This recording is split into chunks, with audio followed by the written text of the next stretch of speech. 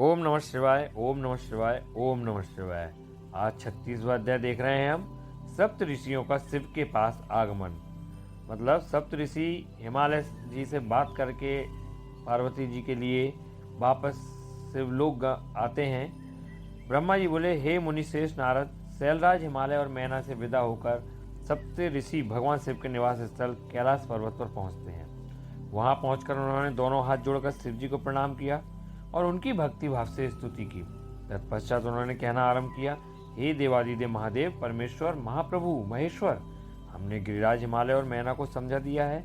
वे इस संबंध को स्वीकार कर चुके हैं। उन्होंने पार्वती का वरदान कर दिया है। हे प्रभु, अब आप अपने पार्षदों तथा देवताओं के साथ बारात लेकर हिमालय के यहाँ जाइए और देवी पार्वती का पाणी ग्रहण संस्कार करिए। भगवान, आप वेदोक्त रीति से पार्वती को अपनी पत्नी बना लीजिए।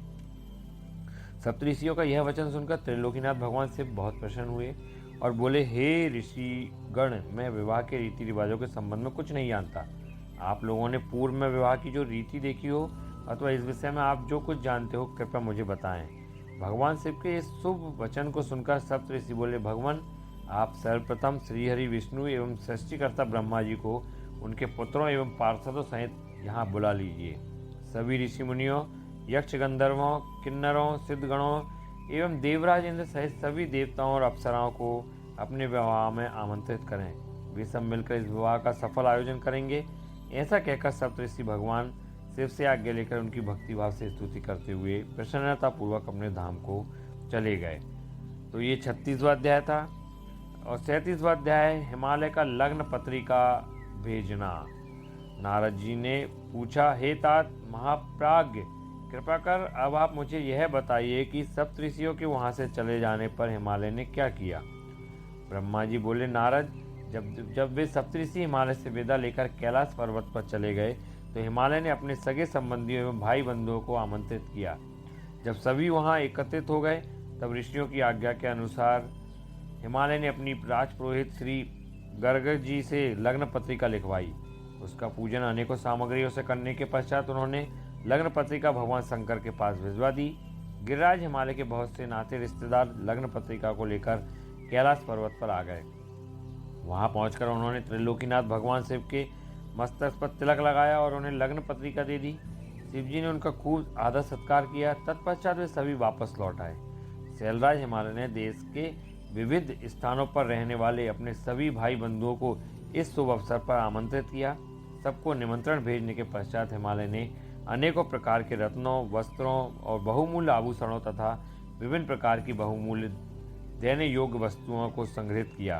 तत्पश्चात उन्होंने विभिन्न प्रकार की खाद्य सामग्री, चावल, आटा, गुड़, शक्कर, दूध, दही, घी, मक्खन, मिठाइयाँ तथा पकवान आदि एकत्रित किए ताकि बारात का उत्तम रीति से आदर सत्कार किया जा सके। सभी खाद्य वस्तुओं को बनाने के लिए अनेकों हलवाई लगा दिए गए। चारों ओर उत्तम वातावरण था। शुभ मुहूर्त में गिरिराज हिमालय ने मांगलिक कार्यों का शुभारंभ किया। घर की स्त्रियां मंगल गीत गाने लगी। हर जगह उत्सव होने लगे। देवी पार्वती का संस्कार कराने के पश्चात वहां उपस्थित नारियों ने उनका श्रृंगार किया। विभिन्न प्रकार के सुंदर वस्त्रों एवं आभूषणों से विभूषित पार्वती देवी साक्षात जगदम्बा जान पड़ती थी। उस समय अनेक मंगल उत्सव और अनुष्ठान होने लगे। अनेकों प्रकार के साज श्रृंगार से सुशोभित होकर स्त्रियां इकट्ठी हो गई। शैलराज हिमालय भी प्रसन्नतापूर्वक निमंत्रित बंधु बांधवों की प्रतीक्षा करने लगे और उनके पधारने पर उनका यथोचित आदर सत्कार करने लगे। लोकोचार रीतियां होने लगी। गिरिराज हिमालय द्वारा निमंत्रित सभी बंधु बांधव उनके निवास पर पधारने लगे। गिरिराज सुमेरु अपने साथ विभिन्न प्रकार की मणियां और महारत्नों को उपहार के रूप में लेकर आए। मंदरांचल, अस्ताचल, मलयाचल, उद्याचल, निरसद, दुर्दुर, कारवीर, गंधमादन, महेंद्र, पारियात्र, नील, त्रिकूट, चित्रकूट, कौंज, पुरुषोत्तम, सनील, वेंकट, श्रीशैल, गोकामुख, नारद, विंध्य, कालंजर, कैलाश तथा अन्य पर्वत दिव्य रूप धारण करके अपने अपने परिवारों को साथ लेकर इस शुभ अवसर पर पधारे। सभी देवी पार्वती और शिव जी को भेंट करने के लिए उत्तम वस्तुएं लेकर आए। इस विवाह को लेकर सभी बहुत उत्साहित थे। इस मंगलकारी अवसर पर सोन, भद्रा, नर्मदा, गोदावरी, यमुना, ब्रह्मपुत्र, सिंधु, विपाशा, चंद्रभागा, भागीरथी, गंगा आदि नदियां भी नर नारी का रूप धारण करके अनेक प्रकार के आभूषणों एवं सुंदर वस्त्रों से सज धज कर शिव पार्वती का विवाह देखने के लिए आई। शैलराज हिमालय ने उनका खूब आदर सत्कार किया तथा सुंदर उत्तम स्थानों पर उनके ठहरने का प्रबंध किया। इस प्रकार शैलराज की पूरी नगरी जो शोभा से संपन्न थी पूरी तरह भर गई। विभिन्न प्रकार के बंद नावरों एवं ध्वज पताकाओं से यह नगर सजा हुआ था। चारों ओर चंदोवे लगे हुए थे। विभिन्न प्रकार की नीली पीली रंग बिरंगी प्रभा नगर की शोभा को और भी बढ़ा रही थी। तो ये 37वां अध्याय था जिसमें भगवान शिव और पार्वती की लग्न पत्रिका भेजना का वर्णन किया गया है।